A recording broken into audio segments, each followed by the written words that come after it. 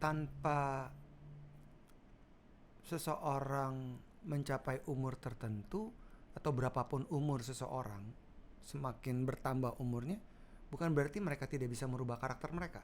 Saya kira enggak. Gitu. Saya sampai sekarang ini masih terus belajar, even termasuk dari tim saya, ponakan-ponakan saya, terus kemudian anak-anak muda saya belajarin. Karena sekali kita malas belajar, then you stuck, kata orang, in your comfort zone sampai jadi bangkai. Itu berbahaya. Kan begitu. Silakan edit aja nanti ya. Oh, nggak perlu diedit, Pak. Ini apa adanya. Oh iya, okay. Terbuka. Begitu. Karena kalau sudah tua terus nggak mau belajar, ya ampun, kata tua itu nggak bagus. Kan begitu ya. Bener. Nggak menarik. Begitu. Bener banget. Jadi kali ini gue dengar kata tua tuh nggak menarik. Nggak menarik. Bener. Ya kan gitu ya. Semua yang nyambungnya ke ujung-ujungnya ada tua tuh nggak menarik. Tua itu nggak bagus. Bapak ini sangat senior ya, itu nggak menghina namanya. Oh, kamu sekali lagi ngomong senior, udah nggak ada diskusi kita. Kan begitu.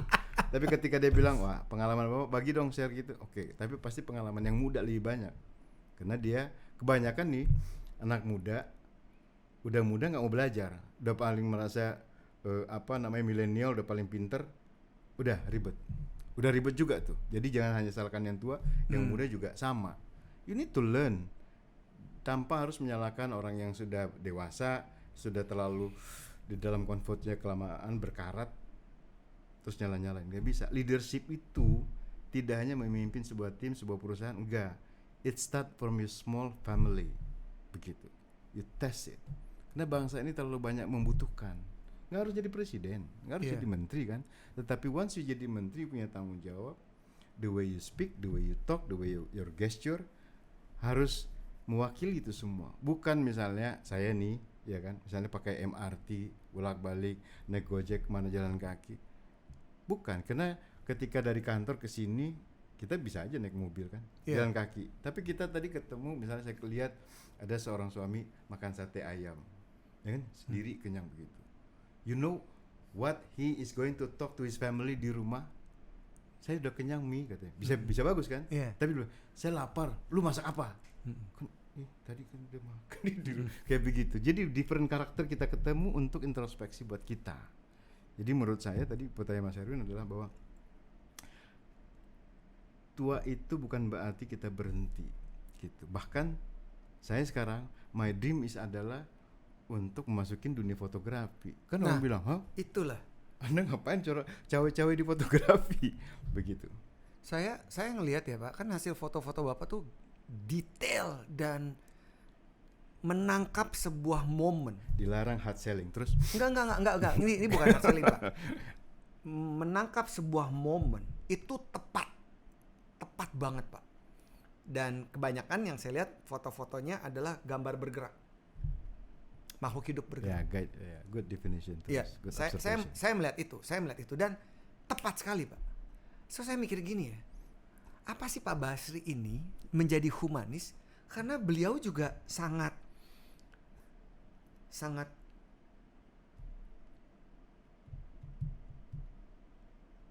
menghargai semua yang ada di bumi di mana ia berpijak. Apa ini ada korelasinya? Itu ada pertanyaan besar di kepala saya. Dan itu juga yang menjadi bagian dari pertanyaan yang akan saya lontarkan ke Pak Basri. Apakah karena itu? Oh ternyata Bapak bilang, oh saya melihat dari kedua orang tua saya. Tapi kalau misalnya Pak Basri hobinya bukan fotografi, misalnya mobil-mobil sports, mungkin beda lagi ya behaviornya. Dan itu tadi saya bilang kan kenapa saya pengen belajar public speaking, terus kemudian belajar memperbaiki karakter. Itu terbentuk secara kita tidak sadar. Ya, kebetulan background saya 11-12 tahun sebagai wartawan, itu terasah mementingkan, misalnya saya ketemu menteri, besoknya ketemu pelacur di jalan, bagi saya sama, ya kan begitu ya. Kemudian saya misalnya ketemu tukang beca, kemudian besoknya ketemu perdana menteri, maksud saya sama perlakuan kita. We see it, mungkin kita melihat dunia yang berbeda, tetapi kita sebagai wartawan tetap melihatnya bahwa ini ada cerita manusia di belakang orang-orang ini. Nah, kenapa saya pindah ke fotografi? Bukan pindah ya. Kenapa saya mulai fokus ke dunia fotografi. Bagi Sejak kapan itu ya Pak? Saya fotografi itu sebenarnya tahun 90-an. Bahkan 95 ketika Indonesia 50 tahun merdeka, saya itu juara 1 tingkat nasional untuk foto gitu ya. No wonder. Jadi tetapi setelah itu kan saya diam karena sibuk and then it touch again tadi persis yang Mas Erwin sampaikan bahwa fotografi bagi saya nih adalah sebuah karya seni gitu ya. Sehingga ketika membuat konteks atau mau motret misalnya, you think of something bahwa itu akan itu adalah sebuah seni. Makanya bagi saya adalah foto itu, hasil karya itu adalah hasil harus berakhir di 2 titik, pameran atau dicetak gitu, bukan di layar LCD yang sekian kali sekian itu. Yang ini gitu. Jadi dicetak atau diexhibit, dicetak bisa dalam buku. That's my dream actually, karena saya sudah pameran juga, tapi my next goal adalah untuk membuat sebuah visualisasi selebrasi dari karya saya tentang sesuatu nanti gitu. Karena bagi saya disitulah karakter saya untuk tanpa saya sadar konstan mengenai betapa kita harus bersyukur, ya kan begitu ya. Saya kebetulan fokus saat ini di wildlife. Kalau kita melihat dunia ini, mungkin kita nggak lihat sebenarnya burung itu dia sedang bertempur dengan siapa, ya, terbang. Banyak. Padahal dia bertempur berebutan makanan atau berantem masalah teritori, tentang hierarki, ramai sebenarnya di situ. Saya sadar kadang-kadang, makanya saya satu-satunya fotografer wildlife ketika kemarin dengan Magnum Agency di London. Dia bilang, wah itu. Saya melihat foto-foto Bapak, keren. Mereka bilang bahwa di sini tidak ada yang wildlife, kata ini pekerjaan paling heboh jadi fotografi. Kenapa? Di situ kita nunggu berhari-hari, nunggu misalnya berjam-jam, belum tentu makhluknya ada. Lewat pun belum tentu. Saya ke India misalnya, nunggu, tapi dapat beberapa, kan begitu. Ada beberapa titik. Dapat apa Pak? Macan India? Ada, saya dapat, tetapi kan belum seperti saya inginkan. I have to go back, nggak tahu nanti kemana. Jadi gitu. Tapi fotografi is a nice world, dunia yang cantik sekali, kemudian menarik bagi saya gitu untuk bagaimana kita merasa bersyukur kepada alam. Menarik sekali karena di situ ada 3 hal yang bergabung jadi satu, pikiran kita, body kita, sama alat kita, tools, gear yang kita pakai itu jadi satu. Itulah yang tertuang misalnya 1 tahun kita dapat 4-6 foto terbagus, and that's it gitulah. Itulah yang 3 itu jadi satu. This is about my mind, my thought, my body, and my tools. Itulah dia gitu. Pak, jadi ternyata sisi humanis itu sudah ada tidak cuma dari keluarga, tapi waktu Bapak mengawali karir juga salah satu sebagai seorang wartawan ya, dimana Bapak tidak melihat orang dengan label mereka, tidak melihat seseorang dengan jabatan mereka. Kita dilarang. Ya kan ya Pak ya? Iya. Terus ternyata hobi dari tahun 90-an itu yang selama itu sempat yang pernah muncul dan terkubur karena kesibukan pekerjaan. Iya. Dan kemudian yang muncul lagi triggernya kapan ya Pak? Oh, good question. Saya waktu itu memang wartawan tulis ya. Wartawan tulis.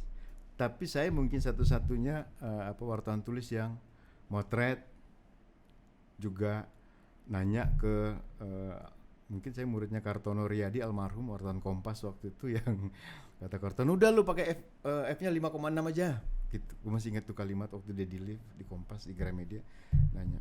Jadi eagerness saya itu terhadap fotografi itu tinggi dari awal gitu. Jadi nabung beli kamera gitu. Kemudian tiba-tiba muncul lagi itu tahun begitu pas saya naik Cartons gitu. Naik Cartons, saya bawa kamera mau motret Milky Way, terus kena Cartons itu beku ya, dingin sekali. Iya. Tripod saya gak bisa ketutup.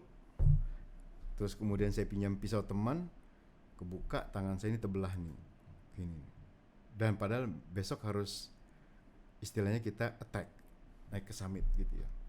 Situ saya bilang ini gara-gara kamera nggak benar nih. So itu barangkali trigger saya untuk aku harus serius nih kali di fotografi ini. Karena sayang udah ketinggian di sana. Iya. Balik satu mahal, cuaca belum tentu menjamin, nggak ada jaminan karena di sana kan satu-satunya tempat salju dan kami kena badai salju waktu itu. Dan itu penyesalan. Itu mungkin yang trigger saya 2018 is it? Ya 2018. Kemudian pelan-pelan saya coba dalami di tengah-tengah kesibukan. Sekarang nggak begitu bisa fokus ya karena masih banyak kerjaan.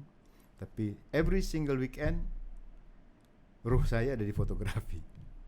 Artinya setiap orang juga harus punya balance dong ya, supaya bisa selalu ada kakinya menginjak bumi. Aku kira iya ya, life and balance, work and balance atau life and balance itu pasti harus ada lah.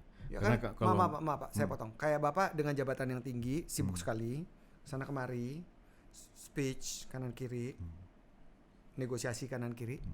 Tapi di sisi lain ada satu kegiatan yang bisa dibilang tuh ekstrim ya Pak, jauh banget gitu. Karena saya mungkin karakter ya, itu karakter barangkali. Jadi ada orang yang senang begitu kerja selesai weekend family. Kalau saya hobinya juga olahraga, juga nyelam, juga hiking, juga lebih alam ya. Iya lebih alam. Itu tadi udah karakter. Jadi itu saya kombinasikan karena saya suka traveling. Ya, tidak ekstrim banget.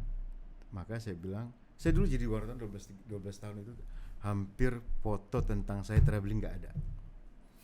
Karena saya motret orang, kan begitu ya. And then I realize, oh iya, oke, saya itu yang sibuk dengan dunia lain. It's not about me. It's not about you. Iya, tapi tentang lain. Jadi saya bilang, oh iya, mending saya fokuskan bagaimana tentang alam, gitu. Saya senang banget ya Pak, ngelihat orang yang punya jam terbang sangat tinggi, tapi masih terus pengen belajar Pak. Terus sangat bergairah cerita tentang sesuatu yang Bapak suka. Ya tentu. Karena nggak semua orang loh Pak, dengan jam terbang yang tinggi masih bergairah.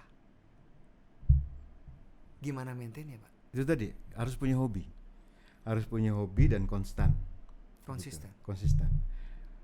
Ya Mas Erin pernah negur saya, bilang bahwa kalau lu punya hobi jangan nggak jadi uang, ya kan begitu. Makanya Kapan sih Pak? Saya lupa tuh. Jadi sebenarnya tentang foto itu beliau adalah salah satu mentor saya. Ya kan bagaimana ini begini. Saya hampir salah berbisnis soal fotografi ini. Tapi thanks to bro ini I survive dan sekarang saya fokus.